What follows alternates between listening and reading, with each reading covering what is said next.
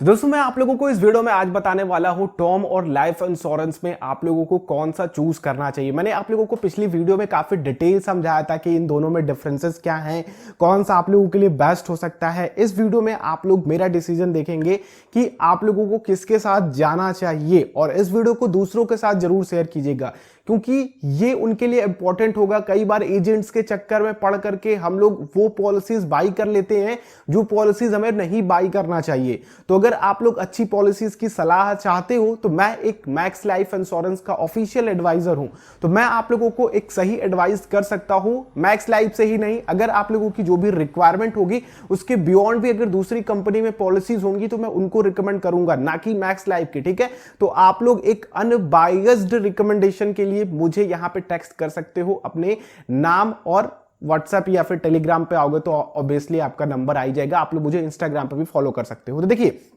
Term insurance और life insurance का main मकसद क्या होता है? मेन मकसद होता है कि आप लोगों की फैमिली को सिक्योर करे। ठीक है, आप लोगों के ना रहने के बाद आप लोगों की फैमिली को फाइनेंशियल प्रोटेक्शन मिल सके। इन दोनों का ही काम है टर्म और लाइफ इंश्योरेंस का।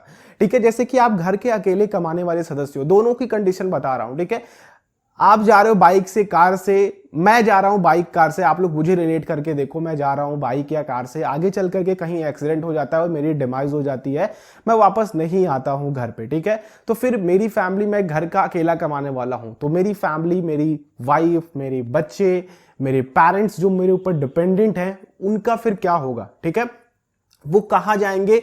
अगर कोई रिश्तेदार भी होगा तो वो हमें ज्यादा दिन तक सपोर्ट नहीं कर सकता है, ज्यादा से ज्यादा 1 साल हमारे खर्चे उठा लेगा।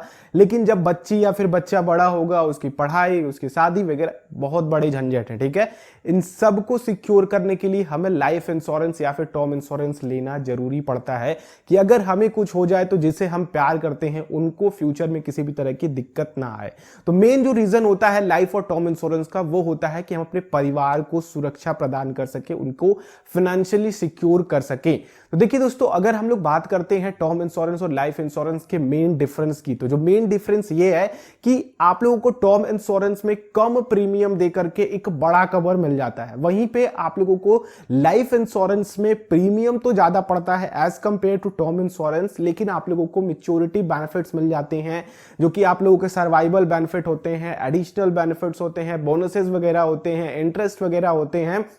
तो ये सब मिला करके आप लोगों को काफी अच्छे बेनिफिट्स मिल जाते हैं लाइफ इंश्योरेंस में।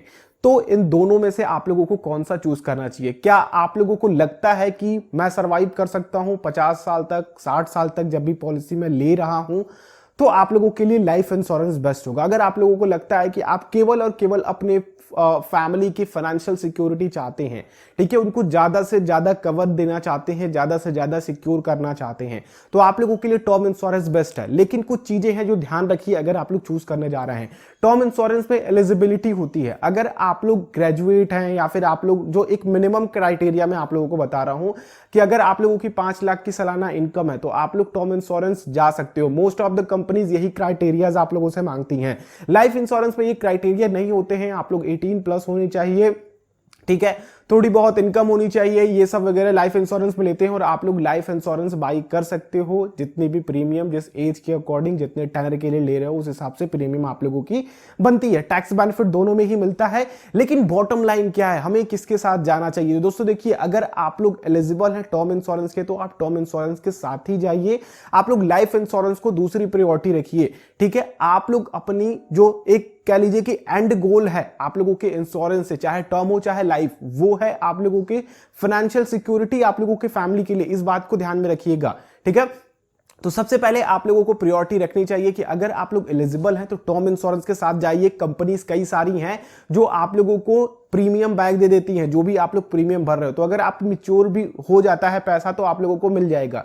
तो उसके लिए आप लोग मुझसे कांटेक्ट कर सकते हो। मैं आप लोगों को इस तरह की पॉलिसी दे सकता हूं। जो आप लोग प्रीमियम टर्म इंश्योरेंस में डाल रहे हो वो मैच्योर होते ही आप लोगों का जो भी केवल प्रीमियम होगा वो आप लोगों को वापस मिल जाएगा। तो अगर आप लोग इन दोनों को ले सकते हो दूसरी कंडीशन में, तो दोनों को ही लो, आप लोगों की फैमिली को ज्यादा से ज्यादा सिक्योरिटी मिल पाएगी। अब ऐसा नहीं है कि आपने टर्म ले लिया है तो लाइफ नहीं ले सकते हैं, आप लोग दोनों ही ले सकते हैं। तो मेरा डिसीजन और मेरा सजेशन आप लोगों को यही रहेगा, और मैं जो पर्सनल ओपिनियन अपने लिए रखता हूं वो यही है कि मेरे पास एक टर्म इंश्योरेंस है और मेरे पास एक लाइफ इंश्योरेंस है, तो मेरी फैमिली के लिए और मेरी भी फाइनेंशियल सिक्योरिटी फ्यूचर के लिए बेस्ट होगी। अगर मैच्योरिटी बेनिफिट देखना है तो मुझे मैच्योरिटी बेनिफिट में भी लाइफ इंश्योरेंस से काफी तगड़े रिटर्न्स देखने को मिल जाते हैं। अगर हम किसी प्रीमियम को मिस नहीं करते हैं तो हमें लॉयल्टी बोनसेस वगैरह भी मिलते हैं, तो काफी अच्छे बोनसेस भी मिलते हैं। तो एक तरीके से देखा जाए तो लाइफ और टर्म इंश्योरेंस लेकर के चलोगे तो आप लोगों की भी फाइनेंशियल सिक्योरिटी रहेगी, आपकी फैमिली के लिए भी फाइनेंशियल सिक्योरिटी रहेगी। और अगर मैं आप लोगों को प्रीमियम का डिफरेंस बता दूं, इन दोनों में प्रीमियम का डिफरेंस कितना आता है, तो एक मान लेते हैं कि रवि है, मैं हूं रवि और मैं 30 साल का हूं और मुझे चाहिए 25 साल तक कवर, और मैं चाहता हूं कि मुझे 25 लाख का कवर मिले, तो मुझे टर्म इंश्योरेंस में सालाना मैक्सिमम 4,000 तक की प्रीमियम आ जाएगी।